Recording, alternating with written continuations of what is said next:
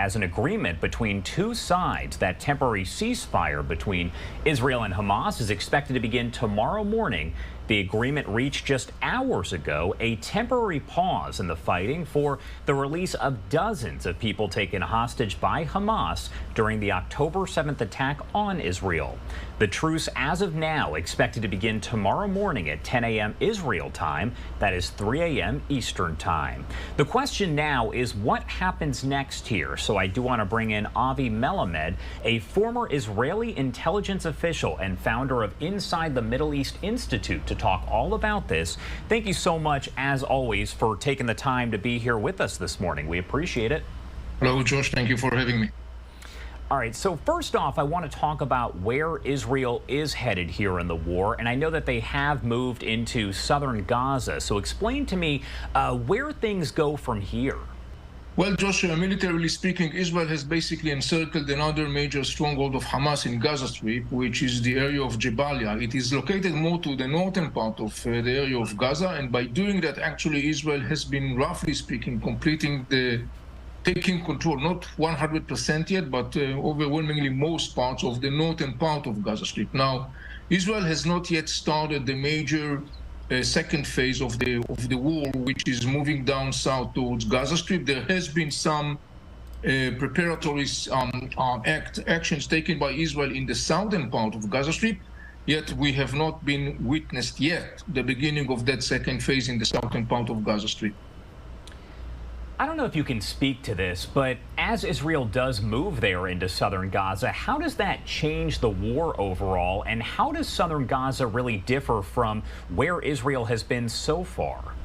In the southern part of Gaza, there are the 8 Palestinian refugee camps. Now, I want to be very clear when I'm saying refugee camps, because people may have an image of, tents and tin cans. That is not the case. We are looking at a massively populated area, urban areas.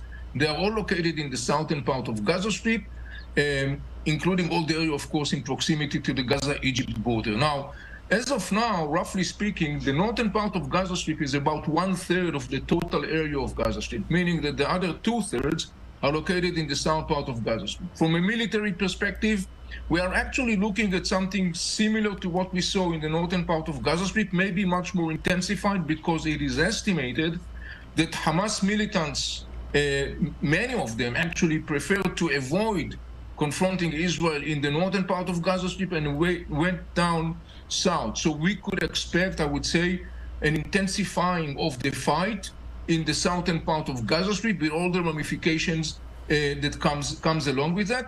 And then there is another aspect of the southern part of Gaza Strip, that in between those populated areas, there are relatively largely areas which are more open areas or rural areas, if you wish.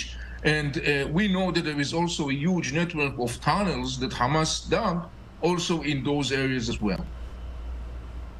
It seems as though a lot of the fighting right now has been centered around hospitals. We know we've heard a lot about Shifa Hospital. We're hearing about some of the smaller ones as well. Why is it that there is so much fighting around these hospitals? Well, I think that we have to be more accurate about it, because the hospitals are located, roughly speaking, in the whole area of Gaza City and the vicinity of Gaza City. So it is located, roughly speaking, in a massively populated areas. And those areas for themselves are the areas where Hamas militants basically have been fortifying themselves, either in buildings or in bunkers, in tunnels, and so on and so on. So the fight that takes place in those areas is not around the hospitals, in the sense they are not fighting for the hospitals, but they are mostly fighting in the vicinities around the hospitals where Hamas militants are located.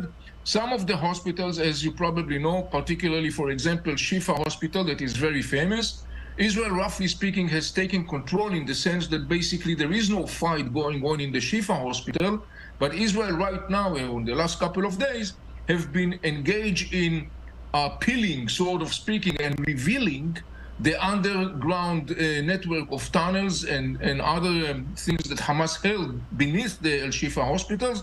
Some of those findings have been already exposed to the foreign media. I would expect that additional one will be exposed in the upcoming days. And I want to talk a little bit more about the agreement on the hostage release and this pause in fighting or temporary ceasefire. What are the benefits and the costs for both sides, Israel and Hamas? Yes, Josh. For Hamas, the benefit, of course, is that for the time being, the pause in the fighting, assuming it's going to be the case, basically gives Hamas some time to breathe and regroup itself, at least for that period of time. And the other aspect of that, from Hamas' perspective, that is the negative one, is that in the sense that one of Hamas' major resorts, I would say, is the whole card of the hostages, meaning Hamas will try to exhaust as much as possible that card because it is the card that is essential for Hamas leaders' physical endurance and survival, sort of speaking, on the ground. So what we see from the side of Hamas is they are trying as much as possible to exhaust that card. On the other hand, they cannot prolong longer and longer, with, at least when it comes to the issue of women and children, because the international community puts a lot of pressure on Hamas. Israel puts a lot of military pressure on Hamas. So at some point, he will have to basically run off, sort of speaking, of that card, at least of the civilians that he holds as the hostages. On the Israeli side, on the one hand, the advantage for Israel is that probably, as you know, Israel is committed to bring back its hostages, the civilians that were kidnapped. And so in that sense, this is one of the most significant actions that Israel has to do as part of its commitment to its citizens. On the other hand, as we can understand, other than the fact that it's kind of like posing the momentum for the time being of the Israeli war plan, which is for itself not something that crucial, the major challenge for the Israeli government is that it's very likely and obvious that the families of the rest of the hostages that are not going to be released in this phase obviously are going to put an increasing pressure on the government of Israel to hurry up and to release their beloved ones so they could have them back home. And so in that sense, it's kind of like further emphasize the dilemma of Israel, who, reminding you, Josh, the Israeli government set a clear objective to the IDF, and this is to topple down the rule of Hamas in Gaza Strip. So you could see that each side, Israel and Hamas, has both disadvantages as well as advantages out of that deal. We know that temporary truce, ceasefire, pause in fighting, whatever you want to call it, is expected to begin tomorrow morning around 10 a.m. Israel time.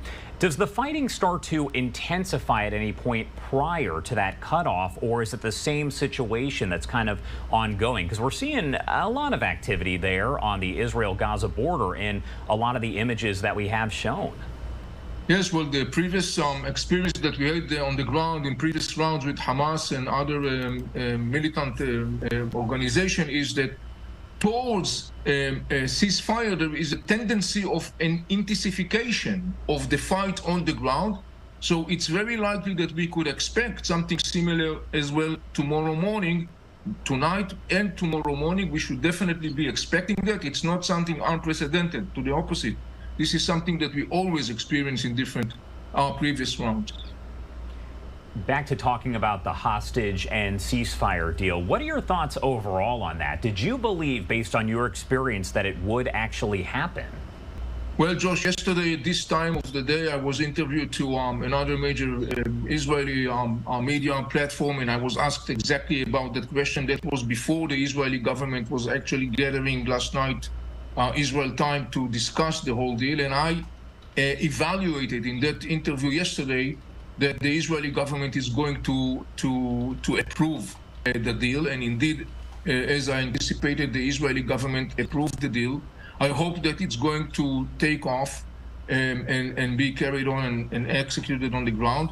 But again, we have to wait and see what will happen, because, as I said before, we always know, based upon our experience, that those pauses or ceasefires or temporary ceasefires, whatever you want to call them, are very fragile.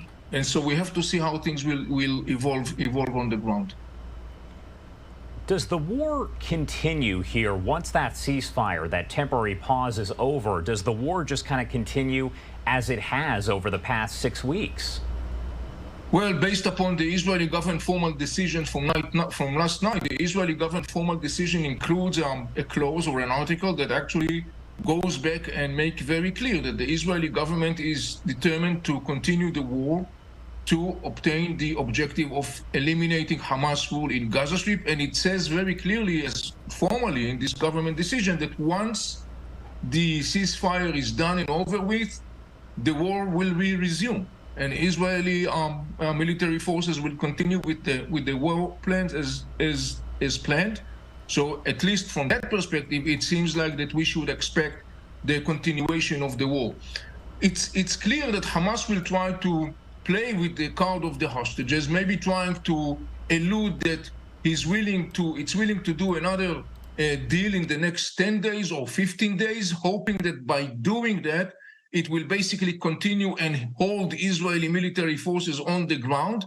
The question is whether Israeli government will play ball with Hamas in that regards. My tendency is that Israeli government will not play ball, and the moment this ceasefire is done and over with, unless there is already another ceasefire, another agreement that is being brewed, which will lead within the next week to another quota of Israeli hostages being released, unless something like that happens, I would expect that once this ceasefire is done and over with, Israeli military forces on the ground in Gaza will immediately resume their military operation. All right, Avi Melamed, thank you so much, as always, for taking the time to join us and help break all of this down. Is there anything else that you want to add about any of this before I let you go? Well, Josh, there is one thing that I think it's important to notice. We all notice that how the Iranians, we know that the Iranians are involved in all these things, even though the Iranians saying they are not involved in the war, they are very much involved in this war, just using their proxies. And in that regards, I want to notice two major significant developments. One, the Houthis in Yemen, a major Iranian proxy, has been apparently yet again trying to attack Israel and trying to attack targets in the Red Sea. And the other thing which is very interesting, we have noticed in the last 24 hours an escalation in the frictions between United States forces in Iraq and Iranian-backed Iraqi militias in Iraq. This morning, there has been a U.S. military attack on one of those militias who has been constantly attacking United States bases in Iraq and Syria. The U.S. attack this morning caused some significant number of fatalities among the Iraqi militias. So we have to follow very closely that development to see how things will turn down. When we are obviously, our attention is focused in the story of Gaza Strip. At the same time, we must keep constant connection with what's going on in the other arenas, namely Syria, Lebanon, Iraq, and Yemen. The common denominator of all those arenas is that they are all basically, in all those arenas, there are the Iranian-backed proxies who are constantly trying to ignite, sort of speaking, attack and fire on those arenas as part of the Iranian master plan to basically not reach to the point of a regional war, but to create a pressure on the United States through the using of the proxies, hoping that the pressure on the United States will result in a U.S. administration pressure on Israel to stop the war. We should be very well aware of that, and we should pay close attention to what happens in those arenas, and particularly right now, as I said, in the context of what's going on in Iraq and Yemen.